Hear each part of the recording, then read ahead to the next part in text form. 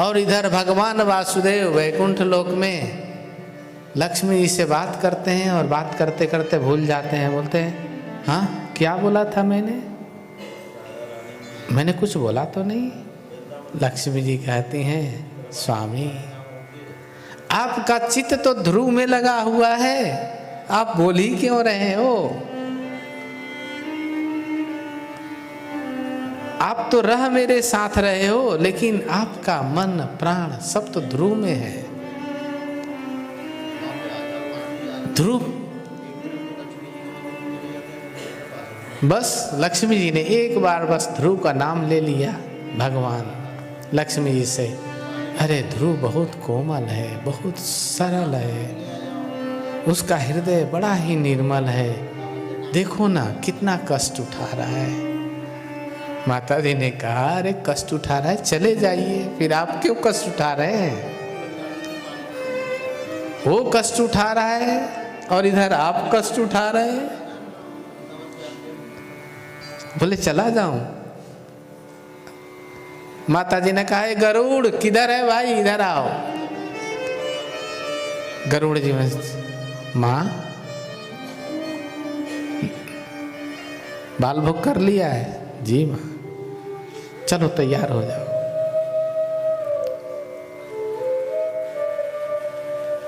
गरुड़ जी तुरंत अपना पंख खोल करके सर नीचे कर लेते हैं।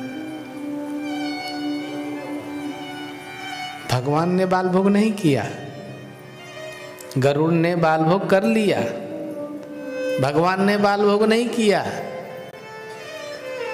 और जाकर के गरुड़ पे बैठ गए। गरुड़ जी ओम नमो भगवते वासुदेवाय।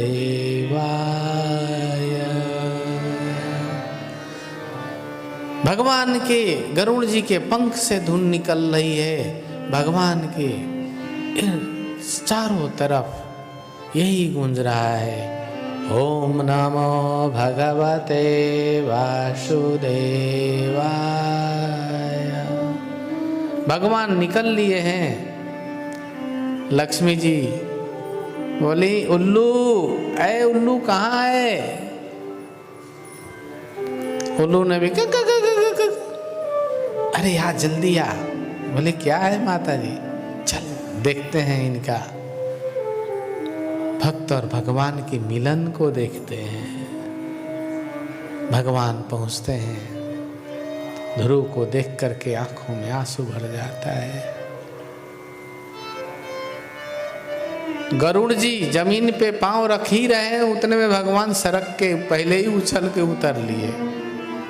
जैसे चलते रेल से नहीं उतर जाता कोई, ऐसे ही भगवान जैसे गरुड़ जी जमीन पे लैंड करने वाले ही हैं, उससे पहले ही भगवान सरक लिए गरुड़ से। गरुड़ जी बोले अरे कहीं एक्सीडेंट ना हो जाए। गरुड़ जी ने पंजा ऐसे किया प्रभु। बोले अरे ठीक है ठीक है। आके ध्रुव के सामने खड़े हो गए। जैसे ही ध्रुव के सामने आए, ध्रुव का सारा शरीर रोमांचित हो गया। जैसे शीत से सर्दी से कांप रहे हुए व्यक्ति के सामने अग्नि आ जाए, गर्मी से तड़पता हुआ व्यक्ति के सामने शीतल छाया आ जाए। ध्रुव जी का सारा शरीर शांत हो गया। पांव कांप रहे थे, ऐसे सारा एकदम स्थिर हो गया। भगवान ने अपने हाथ से ध्रुव जी का स्पर्श किया। स्पर्श करते ही ध्रुव जी ने नेत्र खोला।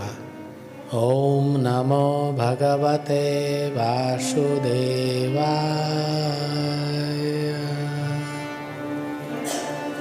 जैसे ही नेत्र खोले, उनका पांव ऊपर लगा हुआ था, यहाँ एक पांव पे खड़े थे, पांव छूट गया, दोनों पांव पे लड़खड़ाते हुए संभले। भगवान मुस्कुराए। भगवान मुस्कुराए और ध्रुव जी बोले मुझे आपसे बात नहीं करनी है।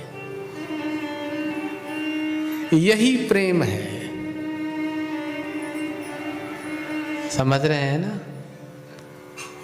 यही प्रेम है भक्त और भगवान का। आप लोग भी घर में करते ही हैं, लेकिन आपका तो रोज ही होता है ये। यहाँ कभी कभी होता है जब भगवान और भक्त का मिलन होता है। ध्रुव जी बोले मुझे आपसे बात नहीं करनी। भगवान और करीब आ गए। नहीं, आपने बहुत देर किया, मुझे कितना दुख हुआ। ध्रुव जी रोने लगते हैं। भगवान ध्रुव जी के सामने बैठ जाते हैं और बैठ करके भगवान अपने जंघे पे ऐसे ऐसे हाथ करने लगते हैं, जंघे को थपथपाने लगते हैं। ध्रुव जी देखते हैं, ध्रुव जी सब कुछ भूल जाते हैं, बस याद आता है मुझे यहीं तो बैठना है। श्री और ध्रुव जी लपक के आके बैठ गए और अपने गलबहियां भगवान के साथ लगा लिए और बोले आप कितने प्यारे हैं, कितने सुंदर हैं, कितने कोमल हैं। आपका क्या नाम है? मेरी माँ बोली थी आपके अनेक नाम हैं, अनेक रूप हैं, अनेक अवतार हैं। भगवान भी गले से लगाते हैं और बोलते हैं मेरे ध्रुव के लिए तो मेरा एक ही अवतार है, जिसको यह जगत श्री हरि के नाम से जानेगा। किस नाम से जानेगा? श्री हरि के नाम से जानेगा। और बहुत लाड प्यार हुआ। उतने में भगवान देखते हैं एक छोटा सा उल्लू उड़ता हुआ आ रहा है। माता जी बैठी हुई हैं उस पे, सोने की थाली, जय हो।